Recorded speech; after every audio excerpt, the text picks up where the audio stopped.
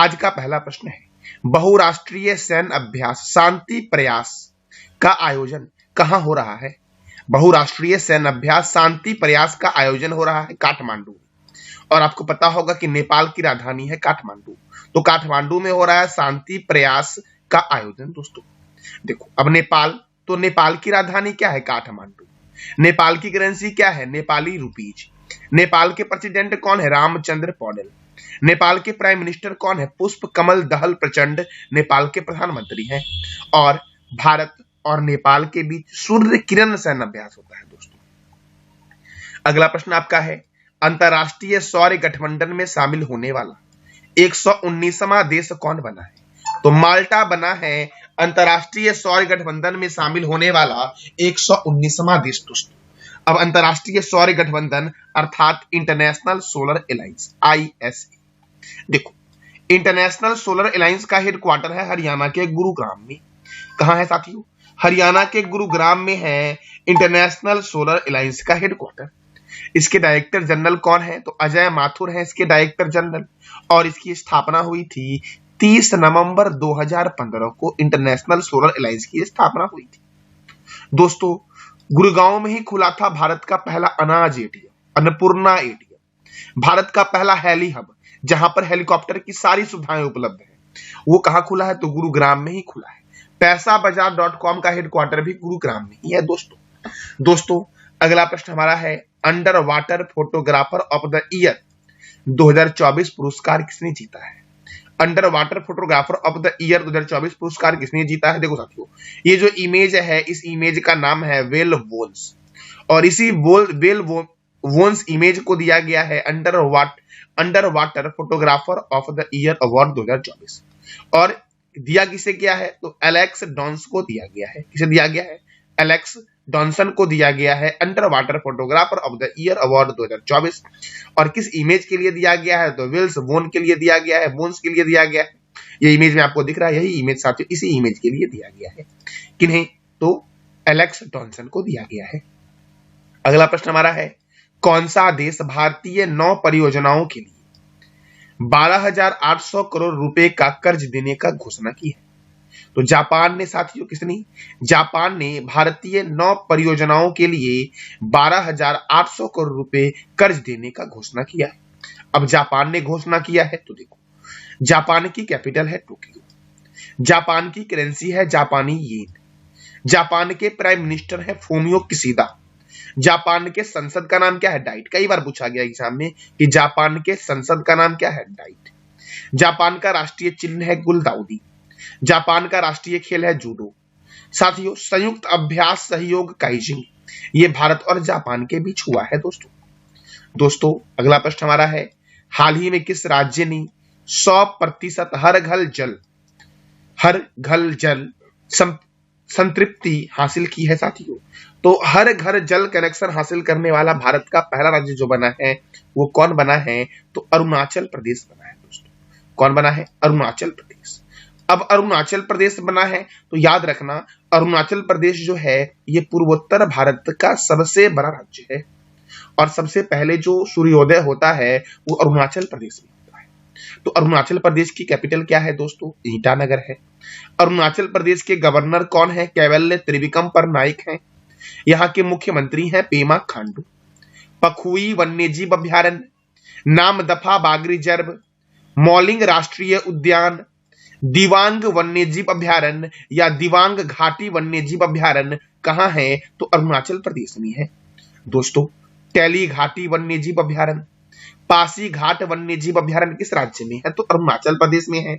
और अरुणाचल प्रदेश पूर्वोत्तर भारत का सबसे बड़ा राज्य है। दीक्षा जल विद्युत परियोजना फुदंग नदी पर है। सबसे पहले सूर्य उदय कहां होता है? तो अरुणाचल प्रदेश में होता है। अरुणाचल प्रदेश का पुराना नाम क्या है? तो नेफा है अरुणाचल प्रदेश का पुराना नाम।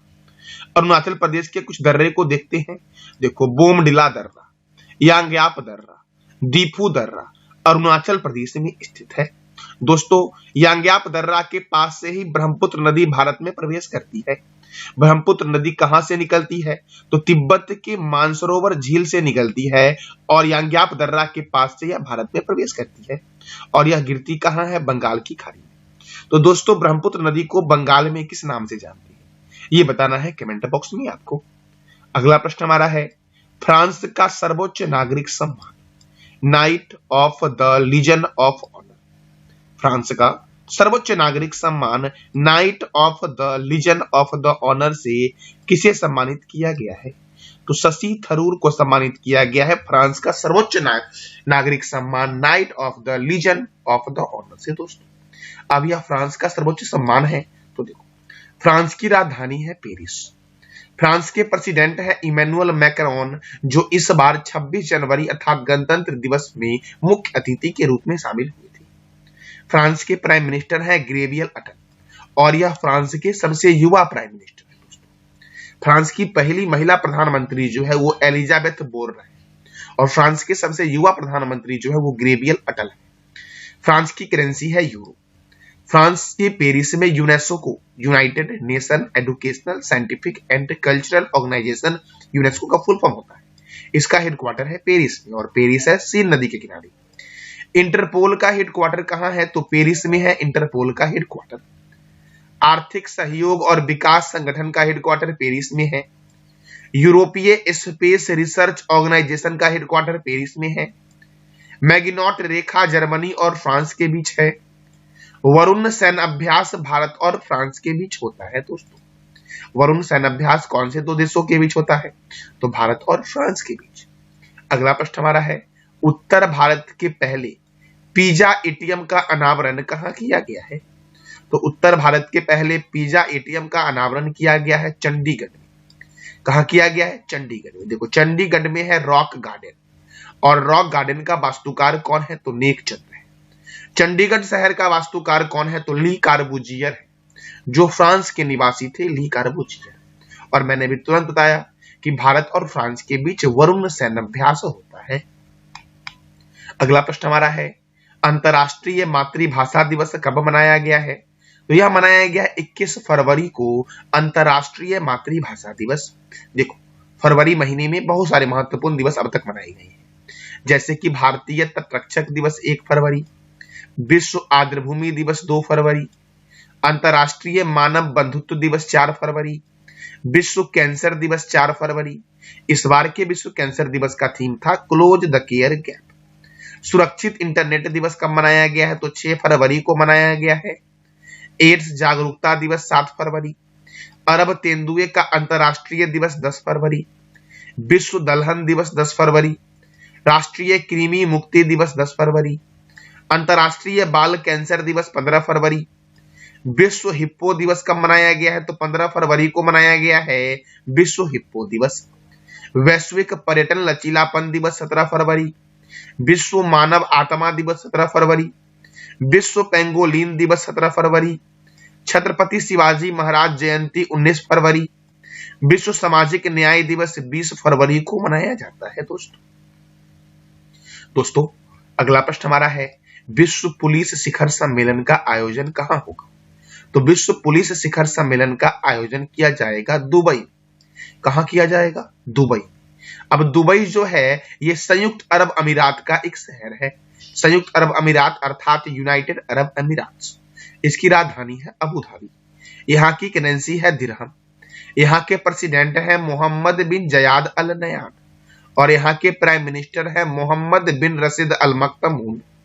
28वें जलवायु सम्मेलन 2023 की मेजबानी कौन करेगा, तो संयुक्त अरब अमीरात ने साथियों किया 28वें जलवायु 2023 की मेजबानी और ये दुबई में हुआ था। दुबई के अलमिनहाद शहर का नाम बदल के कर दिया गया है हिंद शहर।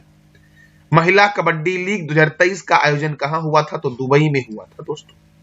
दोस्तों अगला प्रश्न हमारा है, हाल ही में जारी मुख्यमंत्री की लोकप्रियता सूची में कौन प्रथम स्थान पर है, तो नवीन पटनायक ओडिशा के मुख्यमंत्री हैं जो लोकप्रियता सूची में प्रथम स्थान पर आए हैं। मुख्यमंत्री की लोकप्रियता इंडेक्स में प्रथम स्थान पर कौन है, नवीन पटनायक जो ओडिशा के मुख्यमंत्री है। दोस्तों आज हम 2800 राज्य के मुख्यमंत्री को जानेंगे।